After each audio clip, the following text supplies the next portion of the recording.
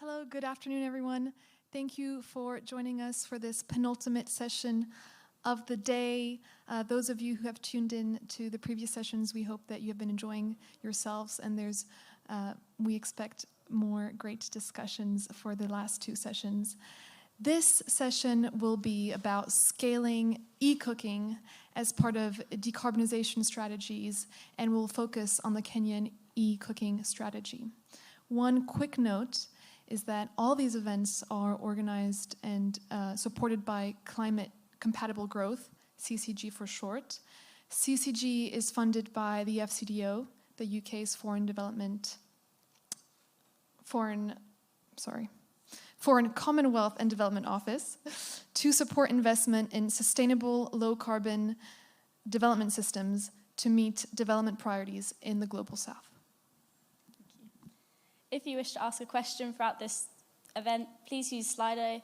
The code is 2715656. There are banners around the room, and also the information is online. But without further ado, I'd like to invite our chair, Ed, along, who is the Deputy of MECS, the Director of MECS, the Deputy of CCG, and he's also a Director of STEER at Loughborough University. Thank you. Thanks. Thank you very much. It's great to welcome you. Is it turned on? Is this one on? Just press it.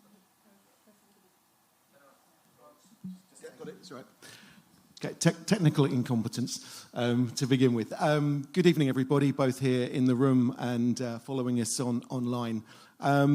This is a really exciting session for me. It brings together work that we've been doing in country in Kenya with a lot of the wider kind of modelling work that CCG have been doing over the course of the last couple of years. So this is, I think, is this the first ever a collaborative CCG MECS event? Yeah, I think it probably is. So this is the first CCG MECS collaborative event, and it's fantastic that we're focusing on one of the countries that both CCG and MECS have been working in for some considerable time now. So if we could have the slides up, please. That would be great. For this session, I just want to briefly go through the order. That's not the first slide. Can we go back to the slide which goes through the agenda, please? Oh, I can do it with this, can I? Well, I think just hang on. Okay, brilliant. That's it. Fantastic.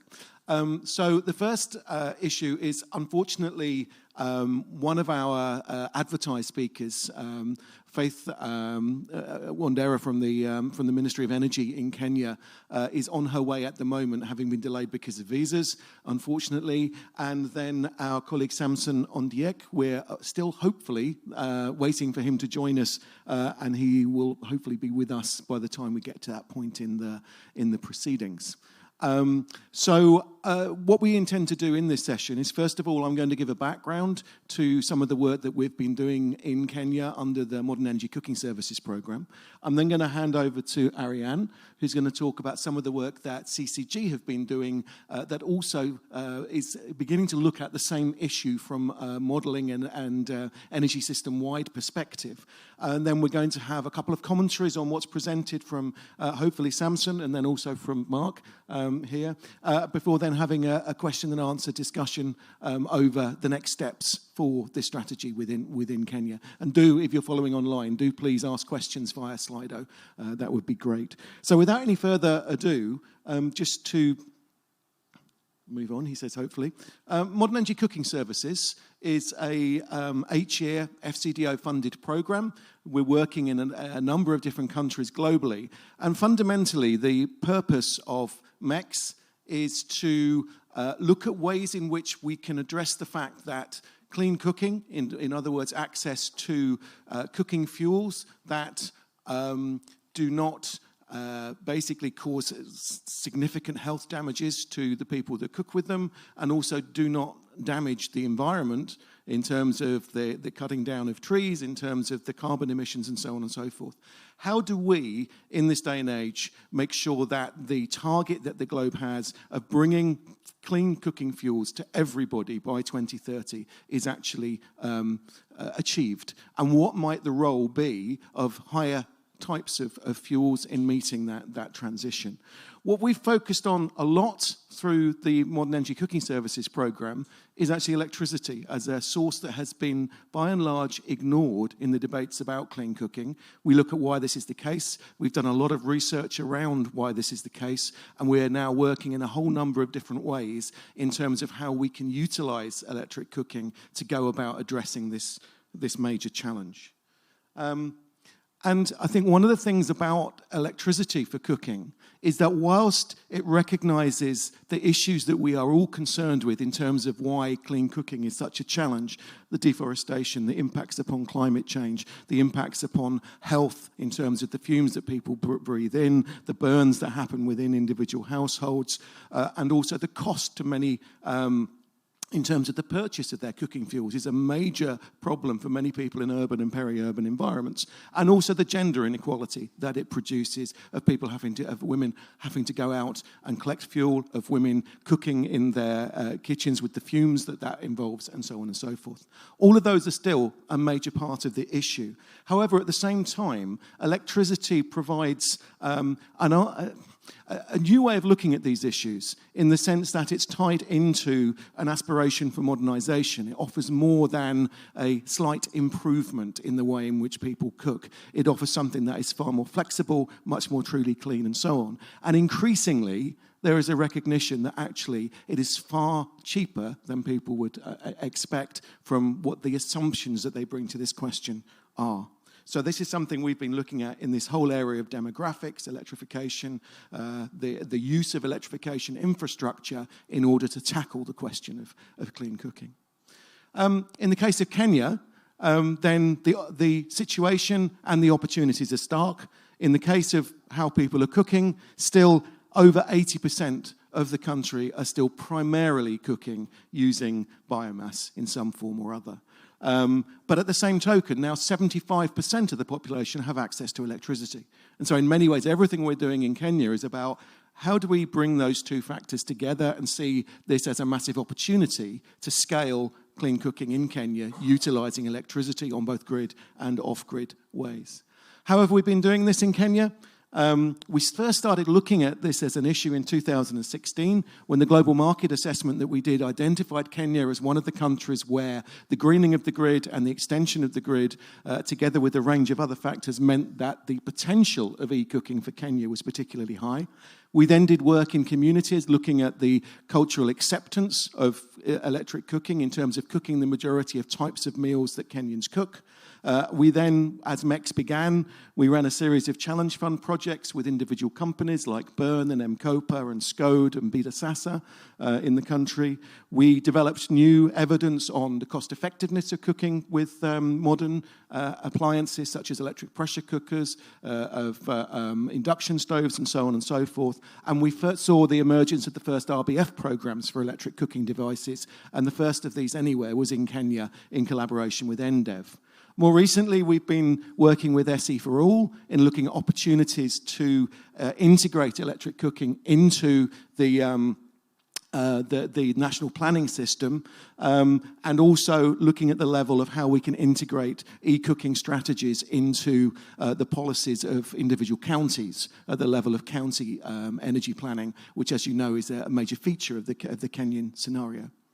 In the context of all of this, we began working with the Ministry of Energy last year and also KPLC, the utility, to develop a new national clean cooking strategy and a national e-cooking strategy. And that's the kind of context of where we are at the moment. So the new national clean cooking strategy, the work for which is now underway and is going to get launched effectively in the Clean Cooking Week in Kenya in the next couple of weeks. The work is funded via various parts of the UK government. The FCDO has already been mentioned, but also UK Pact, which is another part of the FCDO. It's also funded through other studies that are being done by GIZ, by AFD, and by the Rockefeller Foundation. And all of these are working together over the course of the next year to produce an effective new national clean cooking strategy, together with a series of interventions under the Financing for Implementation of Strategies and the eCooking strategy, specifically intervening within the market for eCooking, particularly over the course of the coming months. The eCooking study and strategy, which is what we're focused on here, is looking at setting a benchmark for what the status quo and future potential of eCooking in Kenya are, modelling different scenarios, running stakeholder workshops, holding a series of household surveys and key informant interviews, and on the basis of that work, feeding into the way in which eCooking can contribute to the overall new national cooking strategy. So developing a roadmap of activities, an investment prospectus, mainstreaming Jesse as part of this process as well, and incorporating eCooking effectively into the overview of integrated energy planning. We think there are three important areas to consider within this eCooking strategy, which is where we are working on all of these areas. The policy enabling environment, the policies of the government to support the emergence of new supply chains and so on. It's really important that that policy enabling environment is right. Consumer awareness, obviously moving to cooking with electricity is quite a big transition. There's an emergence of a new community of practice around eCooking already. We have around 350 people engaged in a large online prospectus around how we can better do this together from organisations all over Kenya. And then the development of the supply chain, in terms of not only the manufacture of new eCooking devices within Kenya itself, but also the entrance of large international companies through local distributors into the market within Kenya. The final part of this, and I'll finish here actually rather than go into, actually no, I'll do 2 more slides and then I'll move on. This is the part of the intervention within the market. So under the ECAP program, the eCooking Capacity Building and Market Development program, then this is a series of activities which I'm not sure if Samson has made it yet, but I was hoping that Samson would talk to this a bit.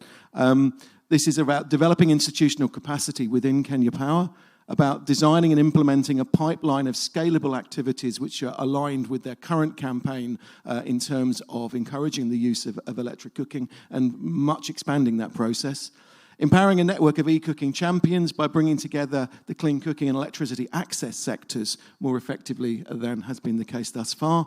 And then perhaps what we're most here to talk about today is creating evidence to inform Kenya Power's Board of Directors on the role of eCooking in demand stimulation and increasing the social impact of electricity access, which is an absolutely fundamental part of what it is that we're trying to do. So as a guide for the things we might be talking about, hopefully, over the course of the rest of this session, I think the first question is, what role can eCooking play in enhancing demand stimulation and improving the profitability of KPLC, given the impacts of the significant last mile extension scheme on the finances of KPLC? Secondly, electric cooking devices give us the opportunity of having real-time data from connected appliances, and that could have a significant impact in terms of automating the process of verifying climate impacts and facilitating carbon payments.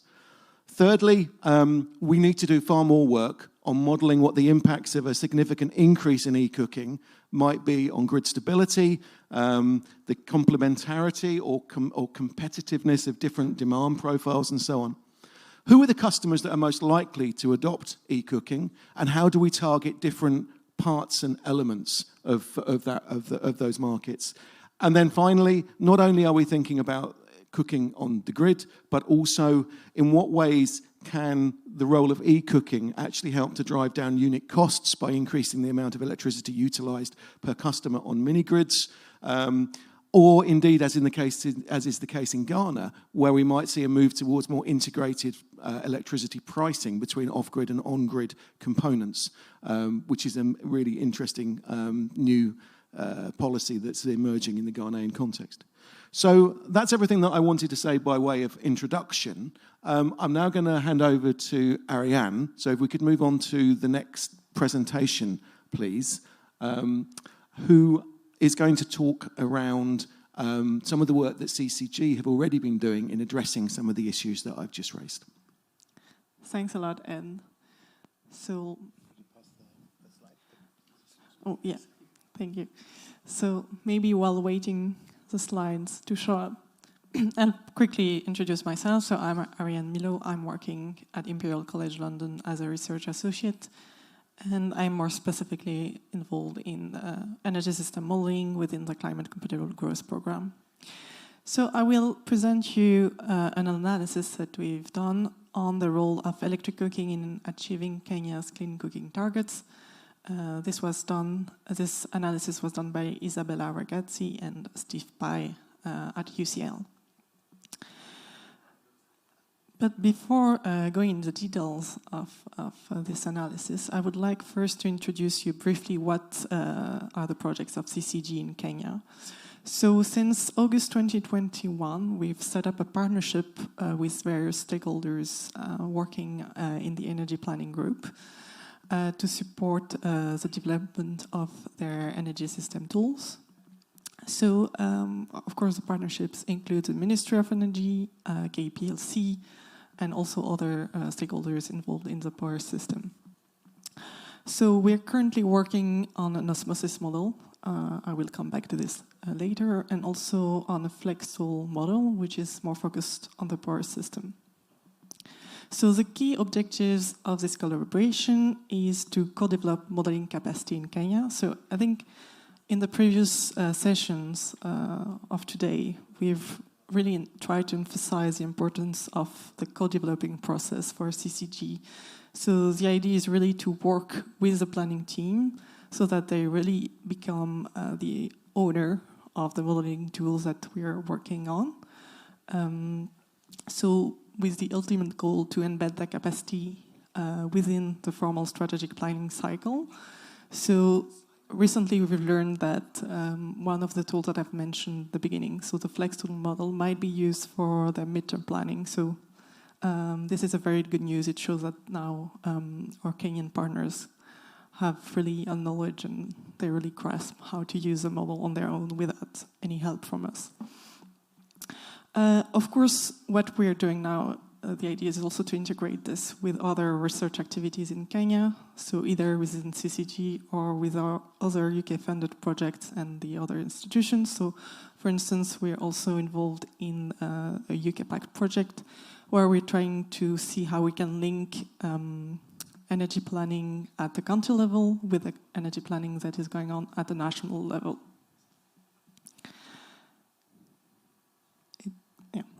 So now let me explain you a little bit the model that we've used for the analysis on eCooking.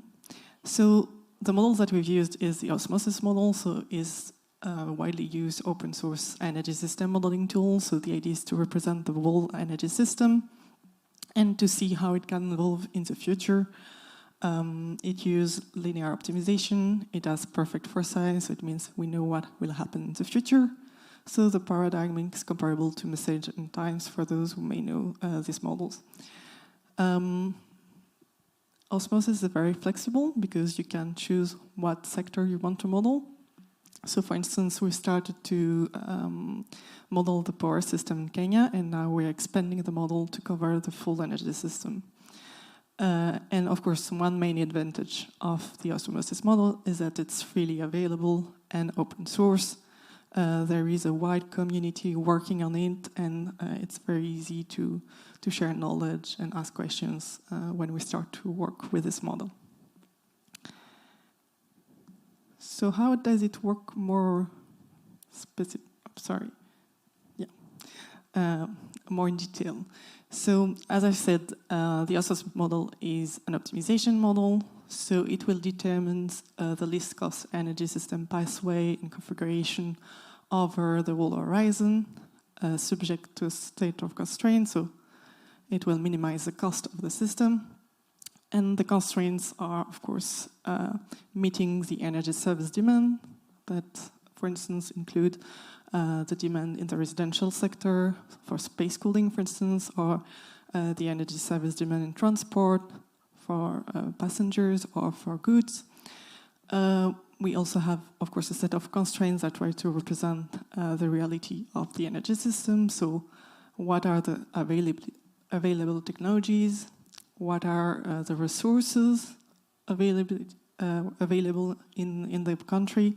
So, for instance, what are the maximum renewable capacities in the country, constraints on building rates, and also, very important, constraints on emission targets, for instance, or generation targets, for instance, in the power sector. So it's very flexible, and the idea is really to represent what can happen in the energy system. So this is the model that we've used for the eCooking analysis. Sorry, I think I have some problem with changing slides with this. No? Okay. So I explained you what model we use. Now I will explain you what are the scenario. Oops. No. Let them change it. Okay. So can we go back to the previous slide, please? Yeah, thank you. So what are the different scenarios that we've studied for this analysis? So the idea is really to compare a scenario where we have a development of the eCooking solution compared to a business as usual scenario. So the scenarios that we've studied includes business as usual, stated policy scenarios where we have the implementation of the main national targets. I think actually there is a slide missing, what maybe before that one? Yeah, because this one is quite important to set up the landscape in Kenya. So sorry for the mix-up. Okay, so before telling you what are the scenarios, just a quick overview of the current situation in Kenya. So around 20% of the population has access to clean cooking today. When we look at the studies, we can see that eCooking, and more specifically electric pressure cookers, can be compatible with the Kenyan cuisine. That indicates that eCooking can play a significant role for giving access to clean cooking to the population. And of course, if we want to develop eCooking, it's always better if the electricity is clean. And that's something that is true in Kenya. At the moment, at least, almost 70% of electricity is coming from renewables, so mainly geothermal and also hydro. The main targets, sustainable development targets in Kenya, are universal electrification by 2022, so this year, universal clean cooking by 2028. I think Anne mentioned it in his previous presentation. And there is also the national determined contribution. So Kenya has set a target of a 32% reduction in greenhouse gas emissions by 2030 compared to a business as usual scenario, while maintaining a takeover of 10% of the country. So this set up the landscape for analysis on the role of eCooking to advance these targets. And the idea of using the osmosis model is also to look at the impact on cost, on the whole energy system, and the emissions, deforestation, and pollutants. So I've already started to explain you what are the scenarios that we're looking at. As I've said, so there is a business as usual scenario, the stated policy where we have the implementation of the main national targets, and two eCooking scenarios that I will come back to it later. We also consider the fuel stacking, and we've done a few sensitivities analysis around the fuel prices, the range of electrification, and discount rate. So the main policies that have been implemented in the model is the phase out of charcoal and wood cooking fuels by 2028, and the maintenance of 10% of total land area as recovered. And I've already mentioned it, there is also this target of reducing greenhouse gas emissions compared to a business as usual scenario. Next slide, please. So the business as usual the idea is to really have a continuation of historical trends. We also have a cost-optimized scenario where we don't have any specific constraints regarding eCooking or LPG uptake. We have the stated policy where we have the main targets regarding clean cooking access. And then, as I said, 2 eCooking scenarios. The first one includes a constraint on the share of eCooking to serve the cooking service demand in rural and urban areas. And then we have the eCooking cost policy, where the cost of the eCooking scenario, eCooking solution, have been lowered compared to the LPG. Thank you. Next slide. So here we have the representation of the cooking sector in the osmosis model. So you see on the left the available resources in the system. On the right, we have the final demand in urban and rural areas for cooking. And just before that, you see the range of technologies that is available in the model. So at the top, we have the eCooking solutions. Then we have ethanol, LPG, kerosene, biogas, the traditional use of biomass, the improved use of biomass, and the same for charcoal. Next slide, please. And now we can have a look at the results once we've run the model.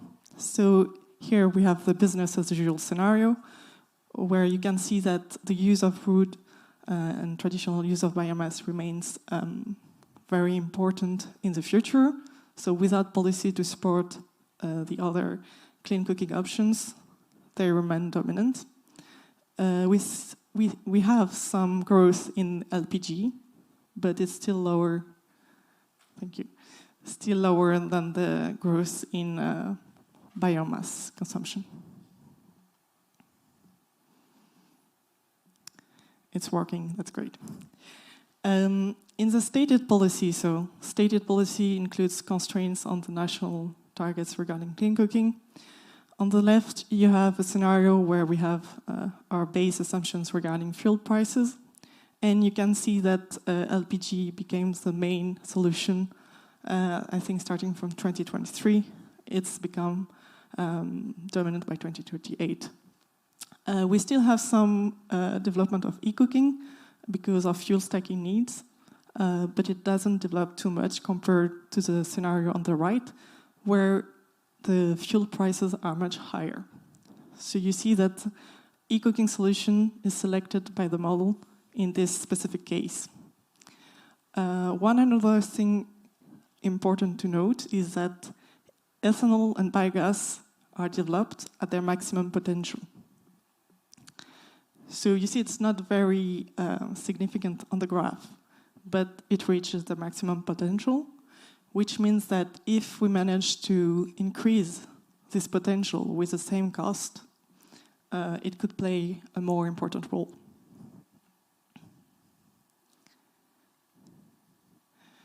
Another result that osmosis can give us is related to the cost. So here we have the total cost of the cooking sector for the different scenarios according to different sensitivity around fuel prices. And what we can see is that the cumulative cooking sector cost of the stated policy scenarios almost double as compared to the business as usual scenario. But if we look at the total system cost, so not only the cooking sector, it only increased by 10%.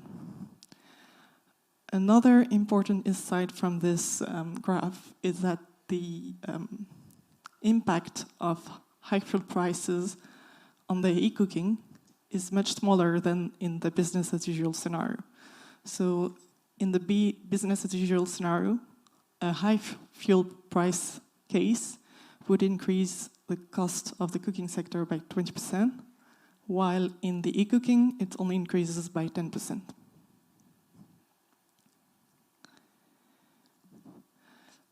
Of course, the more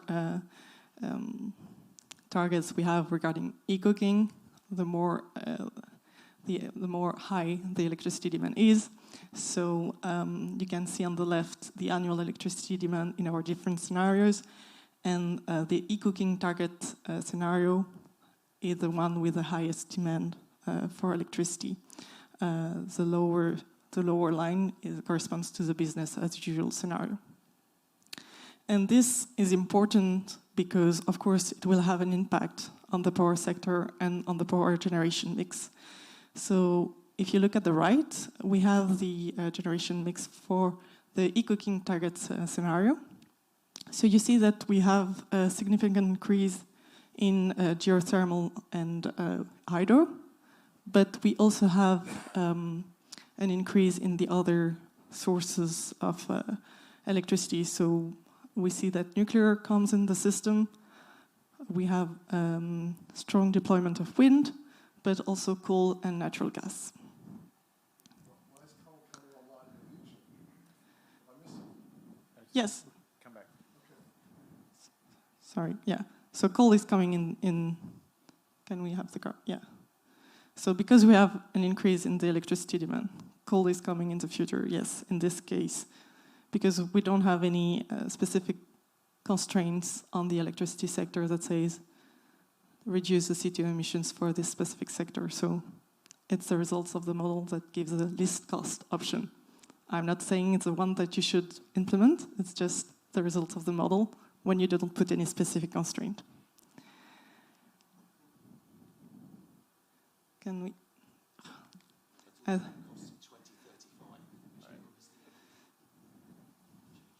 Yes, absolutely.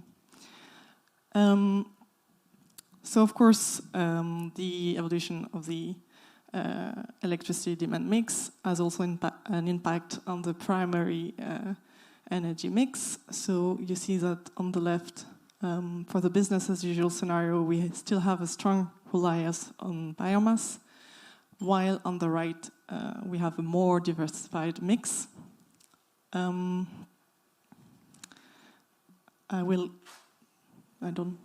long do you have still? Yeah, it's fine. Another insight that the osmosis model can provide relate to the greenhouse emissions and other pollutants. So on the left, you have the evolution of CO2 emissions. So in a business as usual scenario, we have a strong increase in CO2 emissions.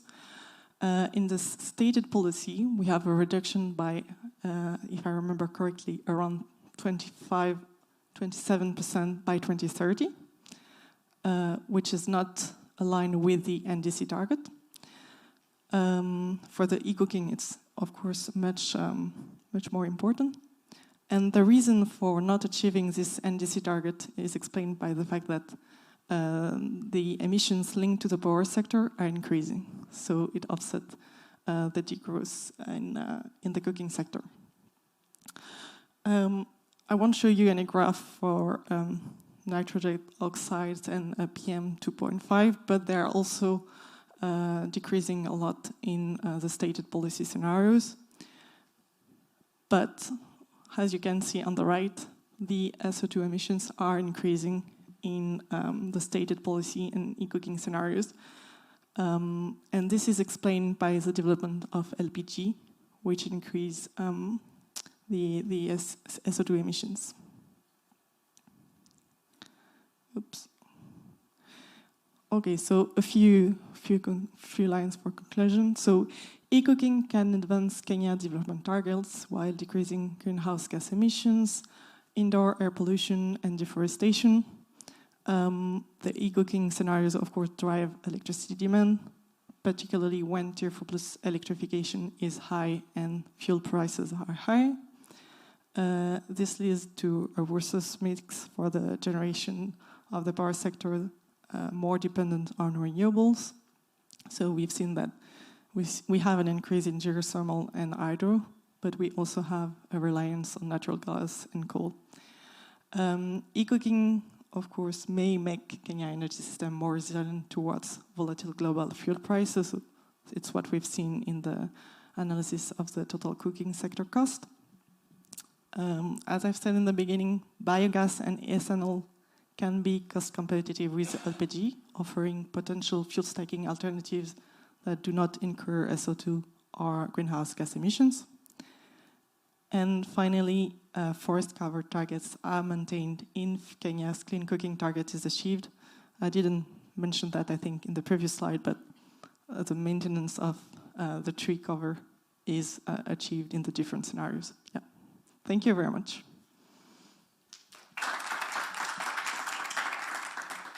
Ariane, that was an amazing trawl through what I know has been a very profound process of beginning to deal with these issues. And I think that's what I wanted to stress is this is the first kind of move in considering all of these kinds of issues.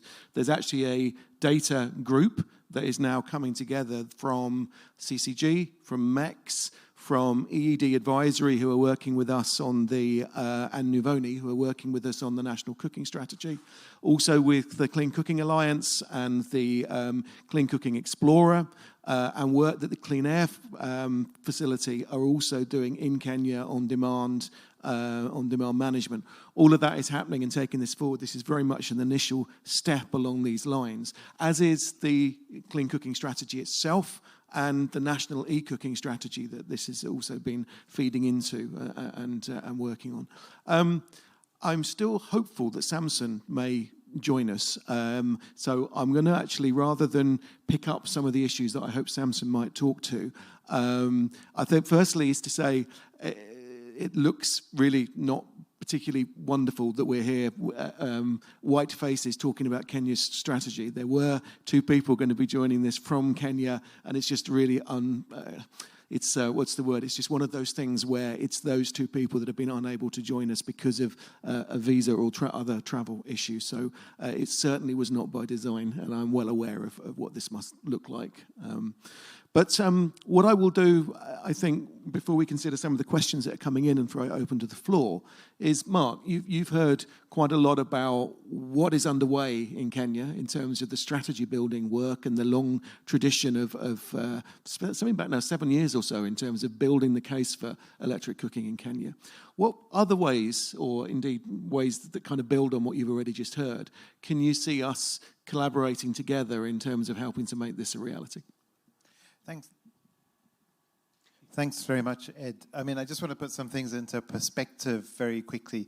You know, well over 1 million people die every year because of indoor air pollution as a result of not being able to cook with alternatives. So this is something that's really important, together with making sure that there's low-cost bulk electricity supplies to transform and underpin industries. And so I think it's critical that this gets the attention that it deserves. And it's one of the things that we've been trying to address as well, is to just improve this inside of computer models. It's often ignored. A lot of these things come from the north. They're sort of replicated a little bit in the south. But in this effort, there's lots of work together with Kenyan colleagues to develop this. And I'll mention that in a minute. So sort of four key points. That's the first. This is critical work, and we need to get numbers associated with macro planning in order to be able to mobilize finance and design our institutions appropriately. If we don't have the numbers, we simply can't mobilize sensibly. So that's the first point. The second, which is interesting, is that together with Steffi and a couple of others in the back there, one of the things that Kenya has done, which is incredibly foresightful, is to develop a system where there's county-level energy plans that get aggregated up into a national energy plan. And this is really important because one of the things about the county-level planning that's being developed is just a way to reach out to constituents directly.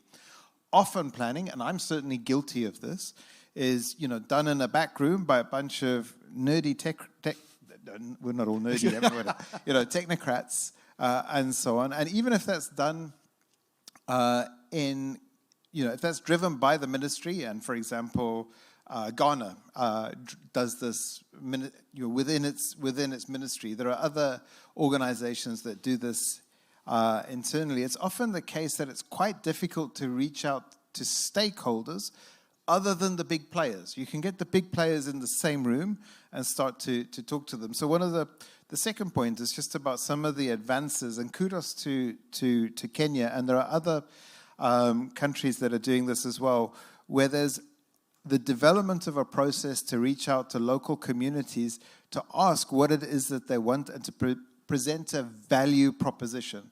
So people know what they have access to and what the advantages and disadvantages are, so that those are then translated into the policies and plans. And I think this is really important. And there have been some, this is really taking the field of energy modeling to another space, because this has not been done before. And we're doing this together with Kenyan colleagues, so it's certainly co-created. But this reaching out to communities, translating that into information for models, aggregating regional plans into a national plan, to have a look at what comes out of that, and then to go back and to iterate those in two directions.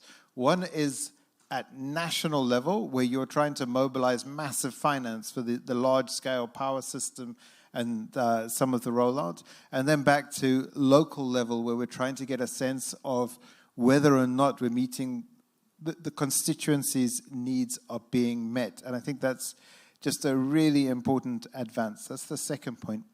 The third point is that, I'm half South African, and I've had the privilege of working with a lot of governments and being based in Africa for a large period of time.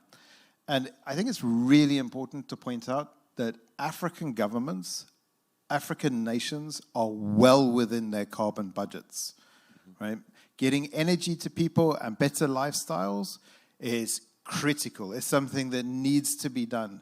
And it's one of the things that I think is important is when we see that there are gaps between aspirations that are now driven, that have been inherited because of industrial activity from the north and the west. Then when we come back and we have a look at what those imply for development changes in developing countries, that the West and the North also come with a value proposition. Fortunately, in and around eCooking, there is a really strong value proposition. It's the case that we can provide cooking services at a very low cost. It's also the case that there are some new advances, and again, Kenya is a leader in this space with respect to being able to charge for services and effectively develop smart grids, something that the West has been talking about for a while and struggling to put in place. One of the interesting things that's come out of some of this modeling with the eCooking and some of the brilliant development work, much of which has happened in Africa and been supported by MECS and the FCDO and others, is that these e-cookers that you see, one of the advances is that because they're pressure cookers, you can still cook basic starches and other things fast with a small amount of energy. So this is one of the problems with all of the previous kind of efficient cook stoves and other things is, it was difficult to cook staples that matched with some of the cultural demands and so on in that space. But doing this also allows it to be done with energy in a different way. So if you were to move from charcoal to an electric stove, for example, as soon as you turn that electric stove on, you have like a kilowatt, maybe 2 kilowatts of electricity being demanded. Boom. That means that you have to have a kilowatt or 2 kilowatts worth of distribution, transmission capacity. There'll be some losses, and so more investments on the supply side. And that shooting match will cost anything up to $1,000+ per kilowatt just to be able to accommodate that one person putting their stove on, right? So this is very expensive for the system. And in the past, we assumed that if people were going to take up electric cooking, it would have to be done with the grid. So you have these expensive grids, and a lot of African universities are struggling with liquidity issues and other things. So to be able to extend those grids is a non-trivial task. But because it can change both the absolute energy required and the shape of the energy demand, so it's not like the thing goes right up at the start while you're trying to boil water and so on, it's the case that you don't need that same size transmission system, distribution system, and generation system, which is a massive drop in the amount of money that's required to produce a much, much more valuable, useful modernized system. And I think this is a third point that I want to make, is this changes the economics in a really important way. It means that you can potentially develop standalone home systems or mini grids, or even if it's connected to the grid, much, much cheaper than you would have been able to do before. And this means that we have to relook at the models and refocus on them. And because we can charge for services now with mobile payments, which has been led by Kenya, by the way, it's the case that you can build these clever business models. So it's about how much cooking you do, or how much water heating you do, or other things to pay for the solar panels and other stuff, which is great because you know what you're paying for, as opposed to just paying some random amount of money for something on top of your roof, or coming in from an electricity system that's often crippled because of blackouts and other things. So this is a change. And ironically, what it means is that you can move away from a utility that's struggling to get finance to end users that are, even though these are some of the poorest people in many places, actually have a better credit rating than the utility. So this is an important change. In relation to this, you will have seen that you can use electricity, which means that potentially less deforestation, especially with charcoal use, and also electricity, right? So the thing is you can generate cleaner electricity. Now still, it's cheaper to generate electricity with coal when the sun is not shining or the wind is not blowing, because the cost of batteries is high. But from this, we can see how much would be required. Technology is going to change, and prices will change, so that might change.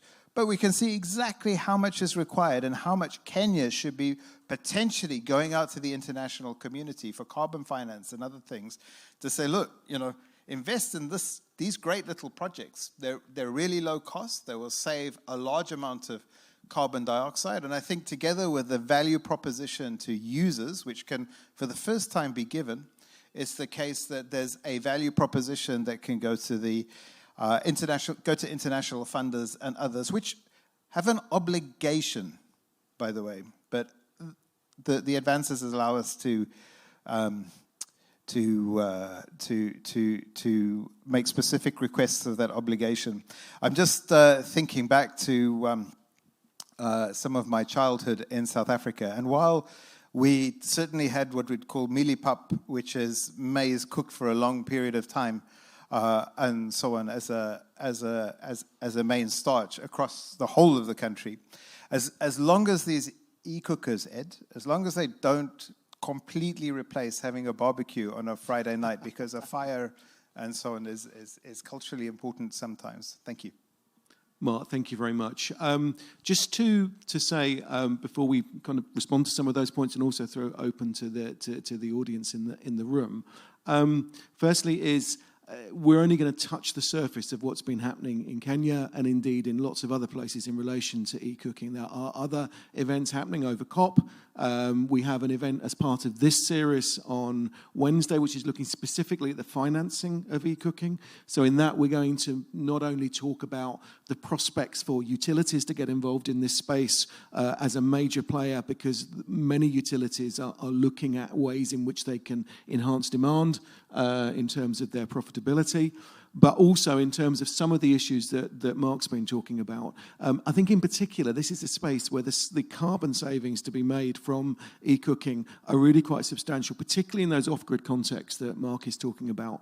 And it then comes back to the identifications of different customers, the amount that people are willing to pay, the circumstances within which they live, and so on. So that session will be looking at that, particularly from that finance perspective, with a particular relationship with climate finance.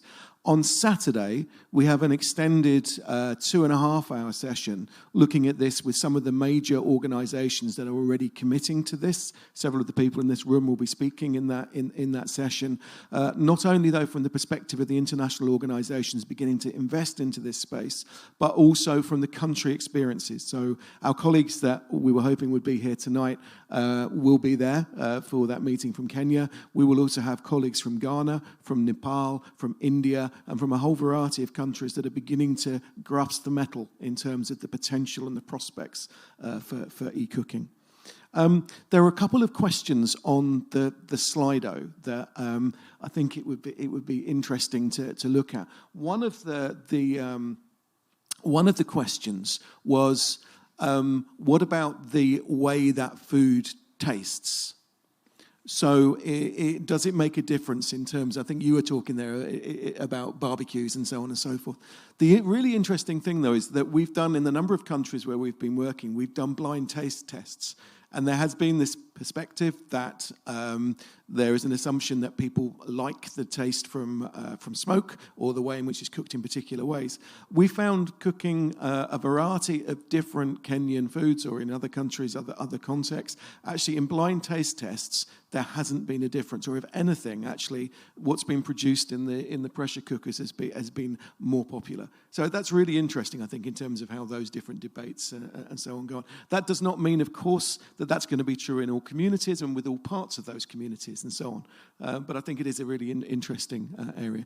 Can you get the Slido questions up? I am completely inept when it comes to that. So perhaps you could also pull some of those into the discussion, Mark. But I'm going to do something I'm much more comfortable with, which is talking to people in the room. And I wondered whether there were any questions from the audience. Kande, could we get a microphone to Kande, please? I think he does for the people that are listening. Yeah. In your modeling, did you get a sense of what the uptake of e-cookers would have to be to meet that target of the Kenyans for achieving universal access to clean cooking,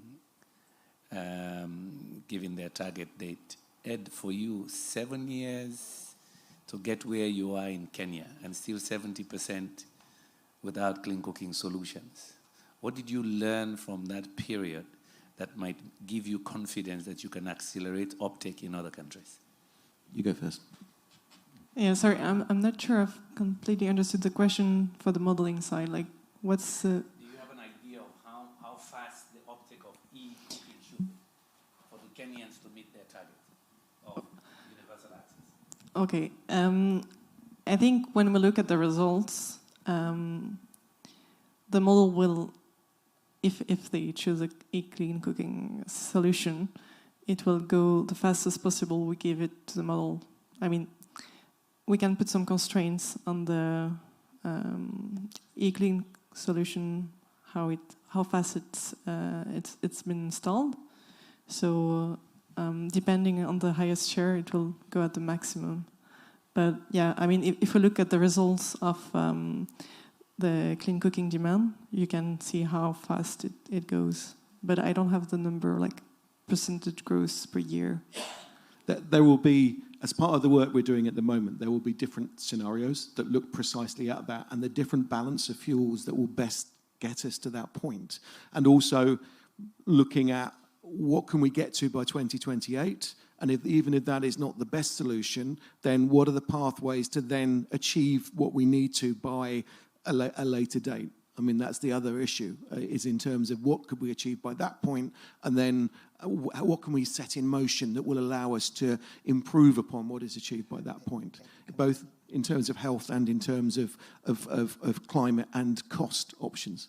Yeah, if I could just add to that, and Kande, it's a super point too, is that with the change in the way this planning is being done, there's also very active outreach to communities. So there's the logistical stuff that will get caught up in the model, but as you say, there's the public acceptance and other things that's going to take some time, which Mark, is structurally put into the county planning. Thanks. Just to build on that, so you asked the question, look, you started this 6 or 7 years ago, Ed, so why is it taking so bloody long? That's the kind of, I guess, what I'm hearing behind the question in it to a degree.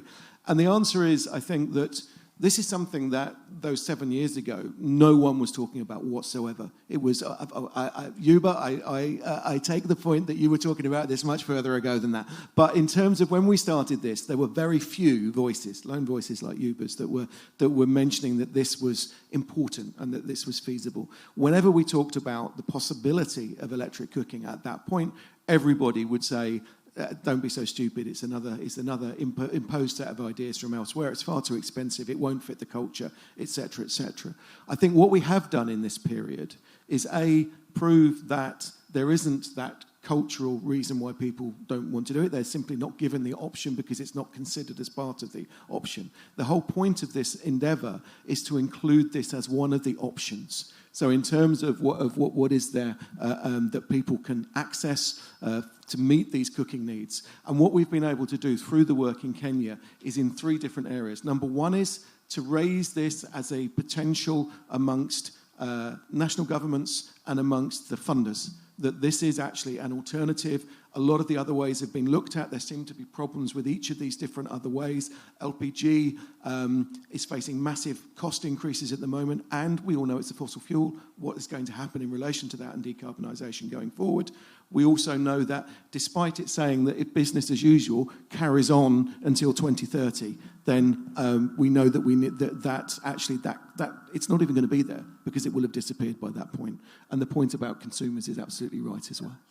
I think we've got time for one more question. Yeah, just before that, I just want to add very quickly that when the model gives you like increase rate that you seem to think that it's not achievable because of social acceptance or whatever your reason for it, then I think it's very important to dialogue with the modelers, to come back to the modeler and say, okay, this growth rate is not doable, so let's see what are the results when we change the constraint regarding the growth rate of eCooking solution. Yeah, thank you. Yuba. I think this is fantastic, and it should take place to the west side of the road rather than here, because we are all converted here. I have some comment and a question. The comment is that why you said e-cooking. Say electricity cooking, because e-cooking not speak to people. Because if you said electricity cooking in Africa, people will say it's not possible. And then you can demonstrate it's possible. That is possible. Because I am cooking at home. I have induction stove using solar, and I have 2 sets of batteries. And then because it's over the capacity are oversized, it's each of the sets 7.3 kilowatt hour. This is largely what I'm using is on solar, and the payback is less than 4 years. And it's not any funding not coming from outside. And then we are cooking at home with induction stove. You can invite you to Bamako, you can come. We have all the houses are air conditioning. It's possible. If you said e-cooking, that gives the impression of something else. My major point, you have not go deeper on the issue of firewood and charcoal. It's Mark, Kande, and myself who are those who are perpetuating this thing in Africa, in urban area. Go to see the capital cities, cities. Just go outside, you will see. It's much more dramatic than one you indicated. And then the point is, the target should be higher and middle income people in Africa, in the capital city, because the firewood and charcoal is an urban issue. And then those can pay. You don't need to get funding from outside. I have been able to do it. But the way you present it, it takes us back to 1981. It's like this is something for the poor people. And then we just want to charity and then to want to help them and then to get rid of the smoke of firewood and charcoal. Why it's something that we need to leapfrog. And then if it came at the level of, if Kande, myself, Jacob, Mark, at their home, they said that we are cooking. When I said that we'll be cooking with electricity, people said it's not possible. Even when I said to my friends, I will turn completely, the grid not completely in my house, it will be solar. They said, no, it's not possible. And when I invite them to see, they said, how you did it. And I tell them, the payback is 4 years. And then we stop using LPG, and then we have an induction stove at home. If that started, it will be easy to go down. But we still have the mentality of the NGOs back to the 80s. and then to say that this is the Do you know, challenging things, it's why interesting, is the real Yuba, business? it's interesting you say that, because actually that... Sorry to be long. No, that's right. That tone was actually in response to criticisms of us being too focused on the urban. Kande will agree with that. We've been in lots of meetings together, where that's been the case. Kande, I'm getting lots of push from Mark here. We need to move to the next session. So I know I had asked you to do a summary at the end.